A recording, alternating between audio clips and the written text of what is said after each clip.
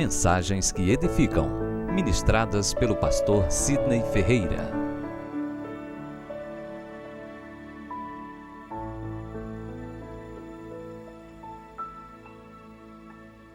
A graça e paz, queridos, amém? Louvado seja o Senhor. Gostaria de convidá-los a se colocarem em pé e juntos vamos abrir a palavra do nosso Deus no Evangelho de São Mateus, Mateus capítulo 1, versículo 22 e 23. Ora, tudo isto aconteceu para que se cumprisse o que fora dito pelo Senhor por intermédio do profeta. Eis que a virgem conceberá e dará à luz um filho, e ele será chamado Emanuel, que quer dizer Deus conosco. Repetindo e enfatizando a parte terminal desse versículo 23. E ele será chamado pelo nome de Emanuel, que quer dizer Deus conosco. Louvado seja teu nome, ó Senhor. Ministra essa palavra aos nossos corações, nos traz o entendimento para que venhamos crescer e triunfar na graça e no conhecimento da tua palavra, em nome de Jesus, que desde já te damos graça. Os irmãos podeis assentar. Nessa passagem, meus amados, o anjo revela a José em sonho que o menino seria chamado de, que quer dizer Deus conosco. O nascimento dessa criança muda definitivamente a história da humanidade para todo sempre. Não somente muda o calendário que a partir de então é contado em antes e depois de Cristo, mas muda vidas, muda nações, muda história. E se eu estou aqui é porque um dia esse menino também mudou a minha vida, como também creio que tem mudado as nossas vidas para a glória de Deus. Emanuel, cujo significado é Deus conosco, Deus presente, Deus vivo, Deus ativo, Deus operante. Algumas culturas veneram uma divindade chamada Alá, que está sempre para lá, mas o nosso é Emanuel, é Deus aqui conosco. Olhe para a pessoa que está contigo ao teu lado e diga a ela: Ele está conosco. Ele está conosco.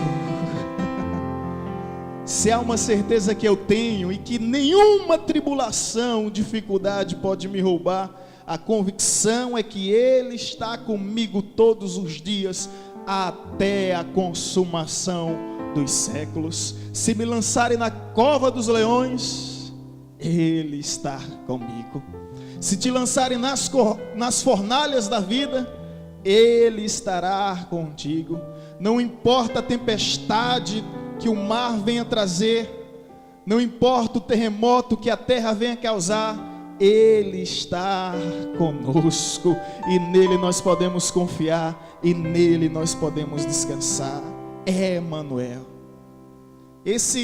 Essa revelação dos anjos, anunciando a paz, que a primeira promessa é paz, paz na terra aos homens, porque nasceu.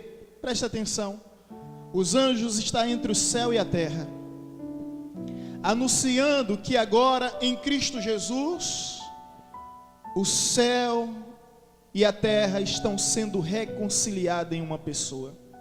Colossenses capítulo 1, o apóstolo Paulo nos diz que em Cristo foram reconciliados o céu e a terra, tronos e soberanias, principados e majestades. Tudo converge nele, porque tudo foi criado por ele, por meio dele e para ele. Através do nascimento de Cristo Jesus, agora existe essa união entre o céu e a terra, e nós podemos, a partir de então, desfrutar da certeza que habitaremos no céu, e também da certeza que o céu pode habitar em nós. Podemos viver as manifestações do Espírito, que não é comida nem bebida, mas paz, justiça e alegria.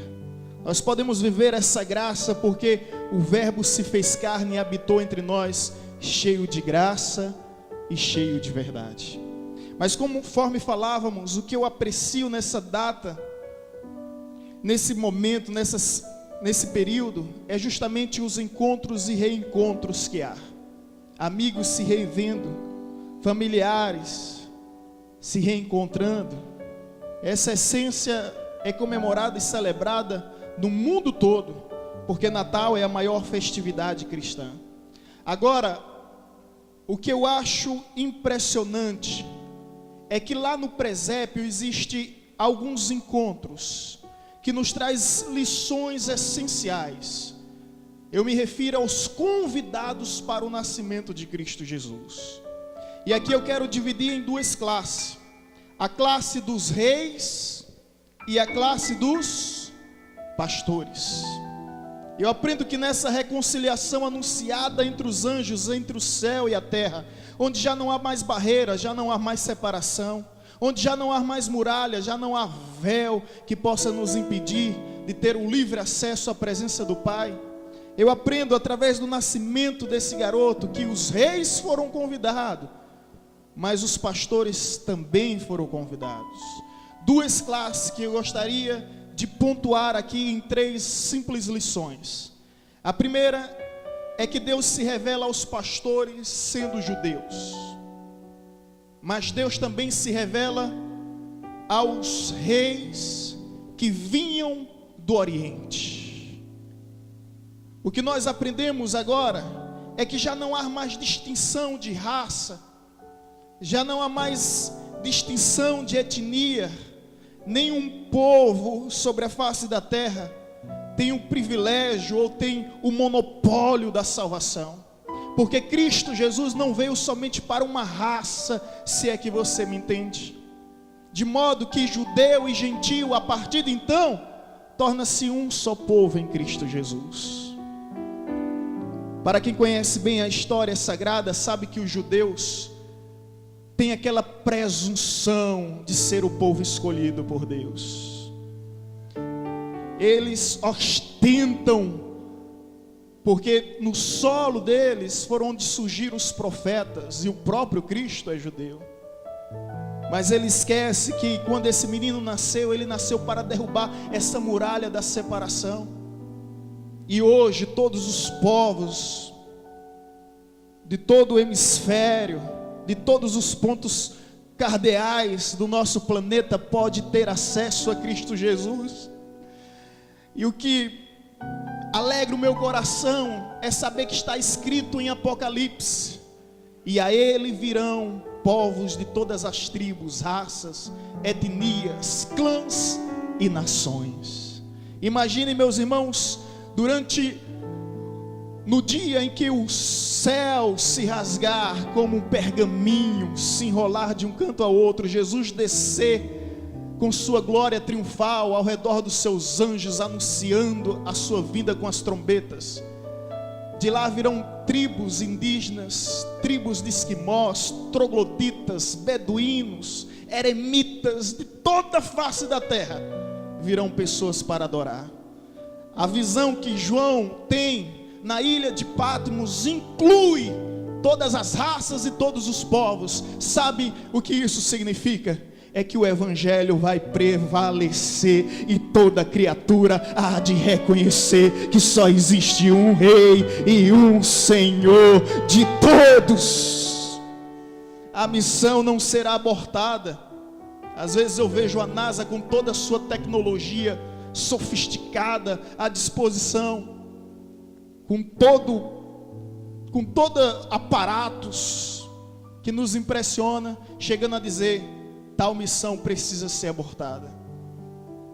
Nós não temos condições, nós não temos recursos, nós ainda não temos a capacidade, mas essa missão que Cristo nos entregou, de ir por todo mundo, anunciar o evangelho a toda criatura, queira Satanás ou não, o demônio dos infernos ou não, ela vai se cumprir, e um dia todos os povos da terra reconhecerão que há um só Senhor, digno de todo louvor, digno de toda adoração. É verdade que ainda existem algumas tribos no nosso país que não conhecem ouvir falar de Jesus. E permita-me dizer, um homem chamado Sidney Possuelo, ele era agente da FUNAI, ele era mais possuído do que possuí-lo. ele proibiu os missionários de chegarem às tribos indígenas, porque, segundo ele, os missionários estavam deturpando a cultura. E na realidade os missionários que iam, não iam modificar cultura nenhuma, só ia ensinar o evangelho do Emanuel, Deus conosco. E esse missionário, ele precisou se despedir, devido a essa ordem decretada desse agente da FUNAI. Ele precisou se despedir, e ele disse para os nativos: olha meus irmãos, a partir de agora eu não posso mais estar convosco, e eu não sei o que será de vocês. Vamos marcar um culto para hoje à noite, e eu espero que cada um esteja, que ninguém falte. Ele chegou mais cedo no culto, dobrou os joelhos, ficou orando e disse: meu Deus, e agora o que será do evangelho no meio desse povo? Era dia de noite, e de repente ele percebe que vinha as tribos de toda aquela redondeza onde ele teve um trabalho realizado de alguns anos, visitando através de canoa, atravessando os rios do Amazonas. Ele viu todos aqueles índios vindo de norte a sul, leste a oeste, com a tocha acesa, guiando-se na escuridão do Amazonas. Chegaram, todos se reuniram, e no final ele disse: eu estou me despedindo, e eu não sei o que será de vocês. E um dos nativos, o indígena, disse: não, eles podem lhe impedir de anunciar o evangelho, mas eles não podem nos impedir, a missão vai continuar. E hoje chega ao nosso conhecimento que esses nativos começaram a anunciar em toda a circunvizinhança que Jesus é o Emanuel, é o Deus conosco, vivo, presente, que morreu a nossa morte para que pudéssemos viver a sua vida. O que me faz glorificar a Deus nesse encontro no presépio é que os magos vieram do Oriente, de lugares distantes, remotos, inóspitos, porque havia profecias que anunciaria que um dia Deus haveria de ter um só povo, de modo que já não haverá mais acepção, porque todos são um só para Cristo Jesus, tanto judeus como gentios. Pastor, por que ênfase nesse texto? Sabe por quê, irmãos? Porque se assim não fosse, eu não estaria aqui. Se assim não fosse, nós não conheceríamos a Jesus. Se a salvação viesse única e exclusivamente para os judeus, nós continuaríamos sendo pagãos, vivendo na perversidade do pecado. Mas a palavra de Jesus é: ide por Jerusalém, Judeia, Samaria, até os confins da terra. O evangelho ultrapassou os séculos, atravessou o oceano e chegou nos confins da terra. Chegou em Paulo Afonso, e eu tive o privilégio de ouvir que o Senhor me chama. Olha para o teu irmão que está ao seu lado e diga a ele: o Senhor te chama. Aleluia! É o Deus conosco que nos convida para a grande festa. Os magos e os pastores foram convidados para o seu nascimento, mas nós somos convidados, meu irmão, para o seu retorno triunfal, para reinar ao seu lado pelos séculos dos séculos, na mesa das bodas do Cordeiro.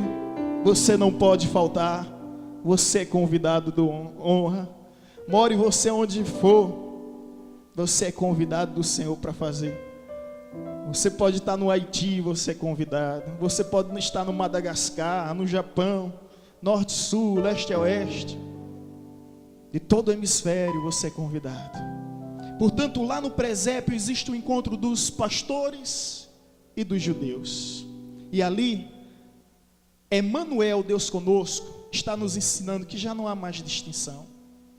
Judeu não pode se sentir melhor do que ninguém, porque agora o evangelho foi revelado para todos os povos.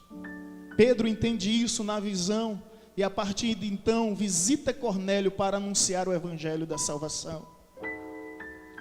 Louvado seja o nome de Jesus. E é por essa razão que nós estamos aqui. Mas outro encontro que ainda há, outra lição que ainda nós podemos extrair desse encontro maravilhoso, é que Deus chama os cultos, os nomes eram magos, mas não eram feiticeiros, eram guiados pela estrela, mas não eram astrólogos, eram astrônomos. Esses magos eram cientistas daquela época. E creio que alguns de vocês recordam muito bem quando um rei contrata um profeta chamado Balaão para amaldiçoar o povo de Israel. Esse profeta contratado ergue sua mão 3 vezes para amaldiçoar o povo de Deus e acaba abençoando as 3 vezes. Sabe por quê, meu irmão? Que ninguém pode amaldiçoar o que Deus já abençoou. E na 3ª vez ele disse para o rei: não adianta, porque contra o povo de Deus não existe simpatia, feitiçaria, não há maldição. Se fosse nos nossos dias, Balaão chegava para esse rei e ia dizer: não adianta, porque macumba não pega em crente. Está escrito no Salmo 91, nenhum mal te sucederá, nem praga alguma chegará à tua tenda, porque está ordenado aos meus anjos para te guardar em todo o teu caminho, e eles não permitirão que tropeces com teus pés em pedra alguma. Macumba não pega em crente, era o que Balaão ia dizer para o rei que lhe contratou. E Balaão, em uma das tentativas de amaldiçoar, ele diz: uma estrela surgirá de Jacó. Escuta, Balaão era do Oriente, e ele viu há 1000 anos atrás, uma estrela surgirá de Jacó, e será o seu cetro forte. Todos os orientais viviam nessa esperança de que um dia uma estrela anunciaria no céu que a maior estrela estaria nascendo na terra. Todos eles viviam nessa expectativa. E esses homens, os magos, eram cultos porque eles conheciam as escrituras. Em contrapartida, Deus também se revela aos pastores. E pastores, permita-me a expressão da palavra, era uma raça e uma classe miserável, digna de misericórdia.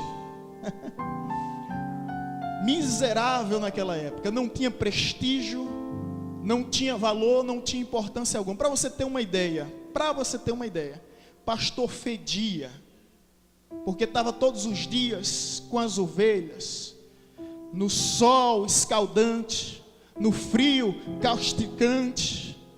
Os pastores estavam lá.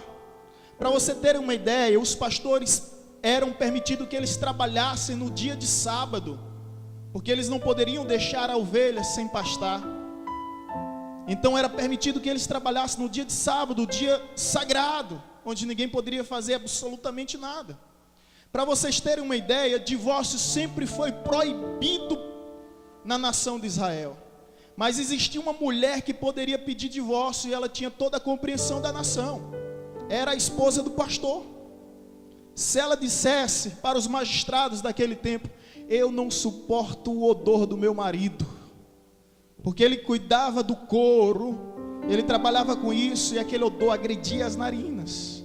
Então era uma classe completamente sem prestígio, desprezada, rejeitada. Quando o indivíduo não servia para nada, ele ia ser pastor. Era, irmãos.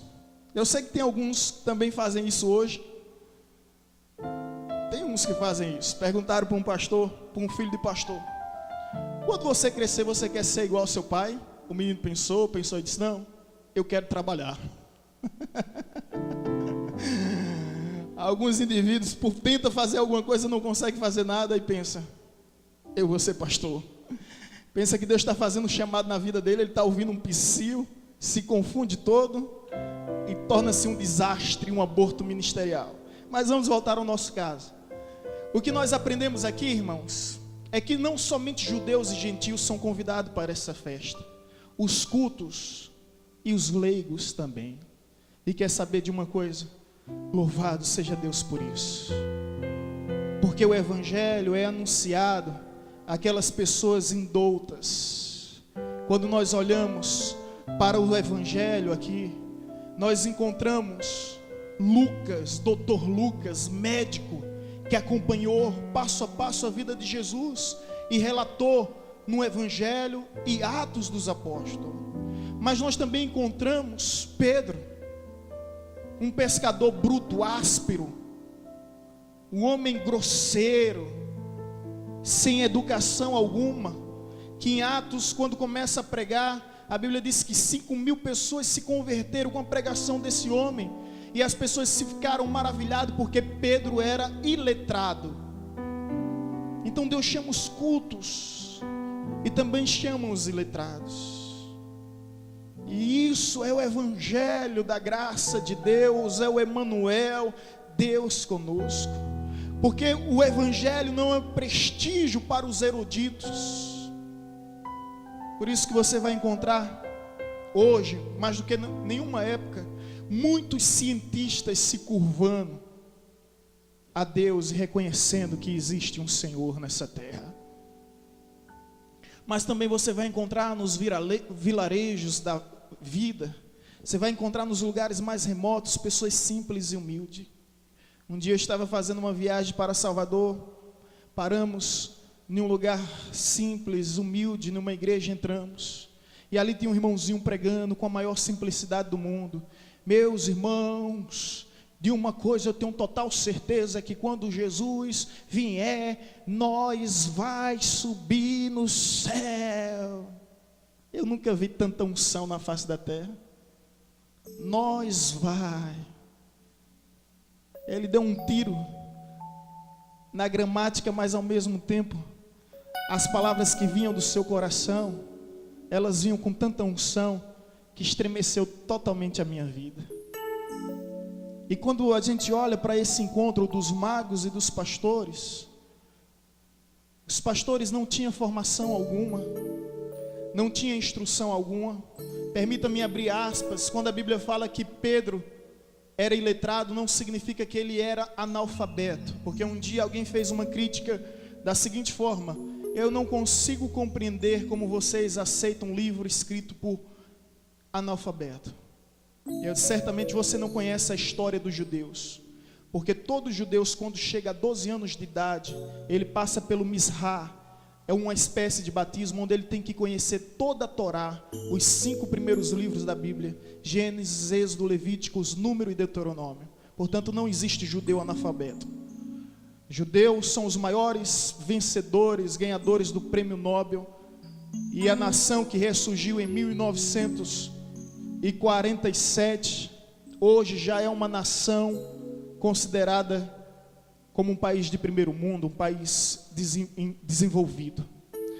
Mas fechando aspas, voltando para o nosso assunto, para essa grande festa do nascimento de Cristo Jesus, do Deus Emanuel, eruditos e leigos são convidados, porque o Evangelho, de fato, ele alcança tanto os cultos quanto os incautos, tanto os doutores como os indoutos. O Evangelho alcança. Que maravilha, meus irmãos, isso. Porque um analfabeto pode conhecer o Evangelho e agradecer a Deus por esse privilégio.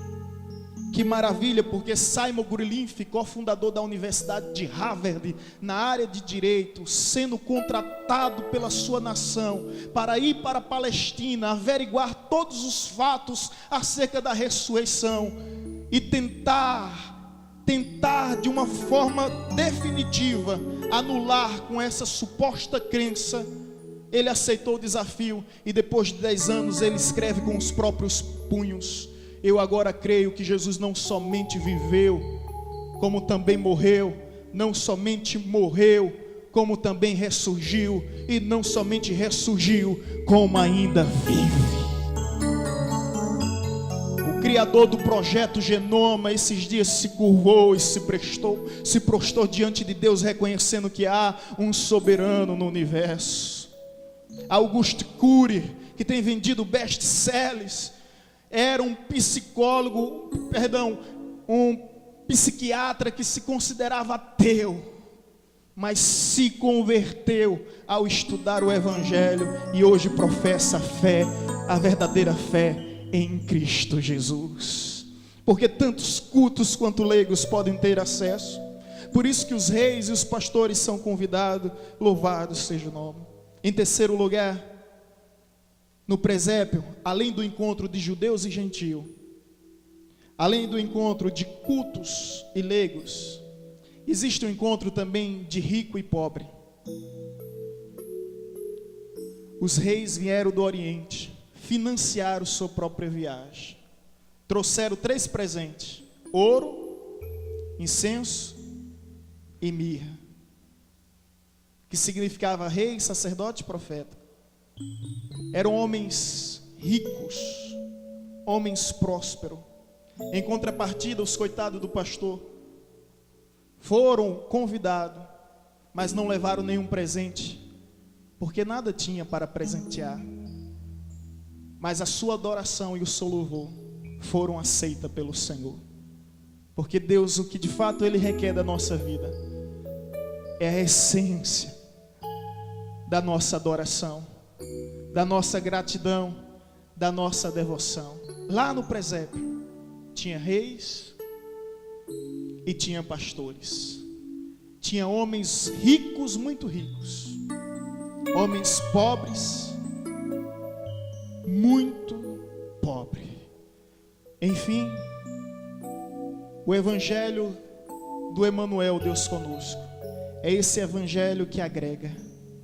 É o evangelho da inclusão e não da exclusão. Você também, querido, foi chamado para uma festa. Não importa se você é judeu ou gentio, não importa de que raça você é, de que povo você é, não importa se você é caboclo, mameluco, mulato, você foi convidado para essa festa. Eu posso ouvir um amém? Não importa se você é culto ou leigo, se você goza de uma boa formação ou não teve tal prestígio, Jesus também se revela a você. Esse é o Deus da simplicidade, simplicidade essa que me constrange, porque seu filho poderia nascer no mundo, em um palácio, em um templo, em um santuário, mas ele escolhe o presépio, lugar simples e humilde, para nos ensinar a lição da humildade. As riquezas podem tornar o homem rico, a sabedoria pode tornar o homem sábio, mas somente a humildade pode tornar um homem um grande homem. E não há homem nessa terra maior que Jesus. E Ele nos ensina sobre a simplicidade, que venhamos resgatar e, se possível, até ressuscitar a essência da humildade, da simplicidade, que ela venha sempre a haver em nossos corações, porque os reis provisoriamente deixaram seus palácios, peregrinaram sobre o deserto, do calor escaldante, do frio causticante. A temperatura no deserto, para você ter uma ideia, chega a 45 graus durante o dia. Durante a noite chega a 5 graus abaixo de zero. Muito calor e muito frio. Esses homens viajaram para virem diante de um presépio. Mas obviamente não foi por causa do presépio, mas por aquele que nasceu no presépio. O Salvador, o Senhor, nasceu para unir todos em um só povo. Portanto, e que os irmãos entendam que Deus chamou tanto rico quanto pobre. Deus chama Lázaro, que é rico. Em momento algum Deus diz a Lázaro: vende os teus bens e segue-me. Lázaro continuou sendo rico. Deus chama Bartimeu, que é pobre. Tudo que Bartimeu tinha era uma capa. E quando Deus chamou Bartimeu, Bartimeu abre mão dessa capa e vem para o meio onde vai ser curado o cego que ia ser curado por Jesus. Nicodemos, culto, chamado por Deus homem muito culto. Tantos outros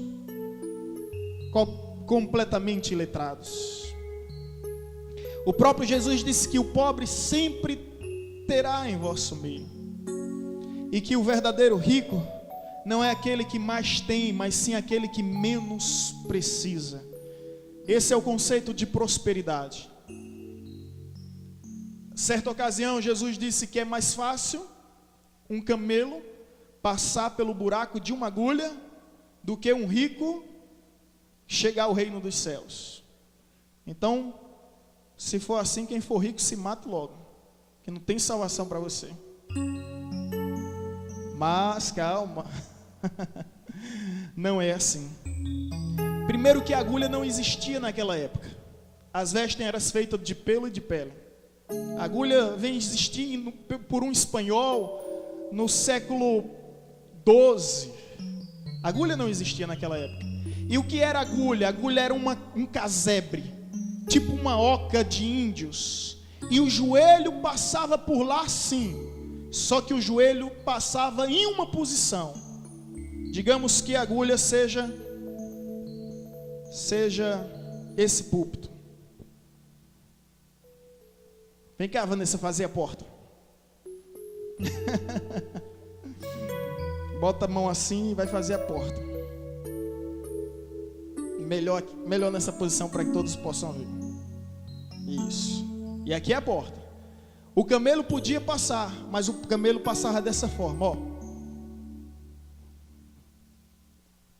E depois que passava pela porta, ele se levantava. Muito obrigado. Isso significa que o rico pode sim entrar no reino dos céus, mas se ele viver numa posição de humildade, numa posição de simplicidade. Eu gostaria que vocês abrissem comigo ainda sobre esse assunto, que às vezes há muita dúvida, de uma filosofia franciscana, que para servir a Deus você tem que abrir mão de todos os seus bens. Se Deus pediu isso a São Francisco, não significa que ele venha pedir a você também. Tiago capítulo 1, versículo 9 e 10.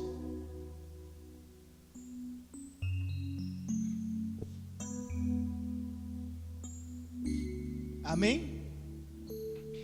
Tiago capítulo 1, versículo 9 e 10. Pastor Tiago nos pastoreando.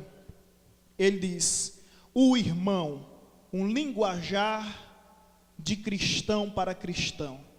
O irmão, porém, de condição humilde, pobre, glorie-se na sua dignidade. Você pode não ter recursos, poder aquisitivo, mas seja digno e seja honesto. Versículo 10. E o rico, então existia tanto rico quanto pobre. E o rico na sua insignificância, porque ele passará como a flor da erva. Portanto, esse evangelho, ele tem acesso aos judeus, aos gentios, aos leigos, aos cultos, aos ricos e aos pobres. Verdade é que nem todo mundo vai ser rico e nem todo mundo vai ser pobre. Maldita teologia da prosperidade que ensina que todo mundo vai ser rico. Não vai. E eu tenho repugnância a duas teologias na história. A franciscana, que você tem que ser pobre e miserável, porque senão você não vai servir a Deus.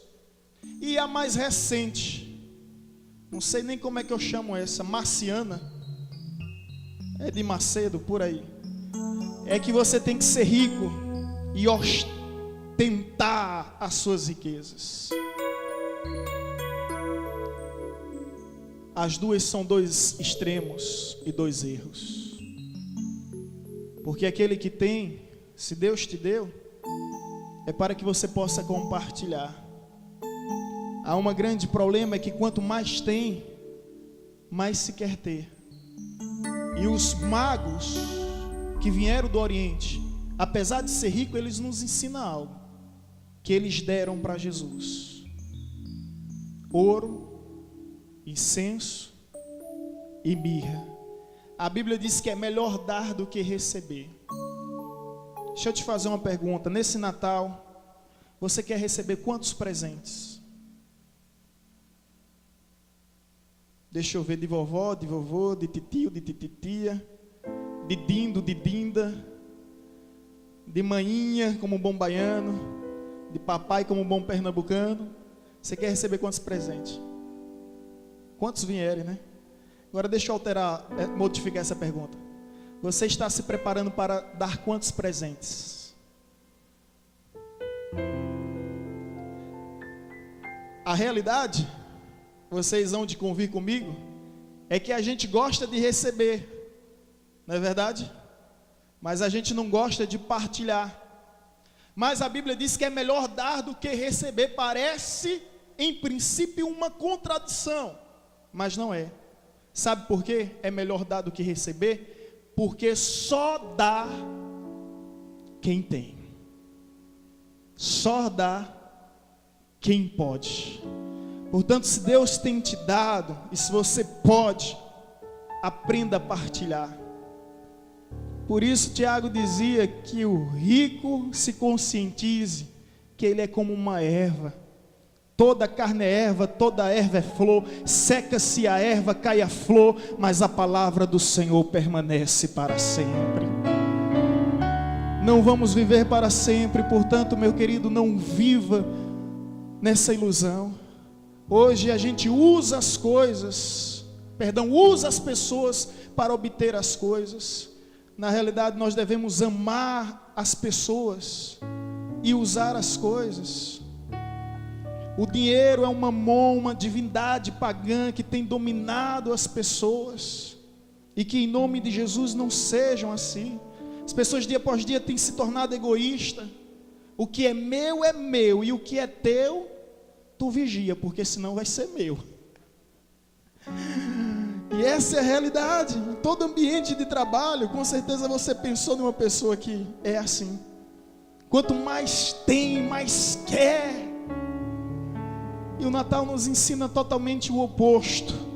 E eu espero que esse Natal não se acabe. Eu quero viver Natal até a volta de Cristo Jesus. Que meu coração, que minha vida, que toda a minha família, que essa igreja seja sempre manjedoura, o lugar onde Jesus possa nascer, o lugar onde Jesus possa reinar, o lugar onde os anjos possam anunciar paz sobre a terra aos homens de boa vontade, porque as promessas se cumpriram e o menino nasceu. Seu nome é maravilhoso, Conselheiro, Príncipe da Paz, Pai da eternidade. O governo está sobre os seus ombros e Ele reinará para todo sempre. Natal é o momento de encontro entre judeus e gentios, cultos e leigos, ricos e pobres, os pastores do campo, os magos do Oriente. Nos ensina que todos foram convidados para essa grande festa. Só falta você.